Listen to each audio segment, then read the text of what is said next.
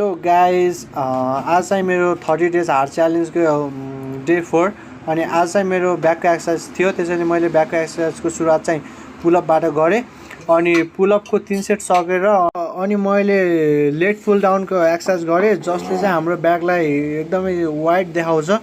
अनि यसको पनि 15 रेपिटेसनको 3 सेट सकेर मैले यो एक्सर्साइज सकेर अनि मैले यो एक्सर्साइज गरेँ। यो एक्सर्साइजको नाम चाहिँ मलाई थाहा भएन अनि यो एक्सर्साइजको नाम तपाईहरुलाई थाहा छ भने प्लिज कमेन्ट गरिदिनु होला।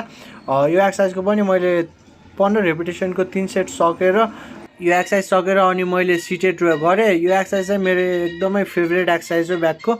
अनि यो एक्सर्साइजको 15 रेपिटेसनको 3 सेट गरेर मेरो आजको ब्याकको एक्सर्साइज चाहिँ यही सक्यो। यसमा चाहिँ म के भन्न चाहन्छु भने यो मैले सुरु गरेको 30 डेज हार्ड च्यालेन्जको सिरिज कम्प्लिट भएको हेर्न चाहनुहुन्छ भने मलाई सबैले लाइक एन्ड सब्स्क्राइब गरेर सपोर्ट गरिदिनु होला र आजलाई धन्यवाद।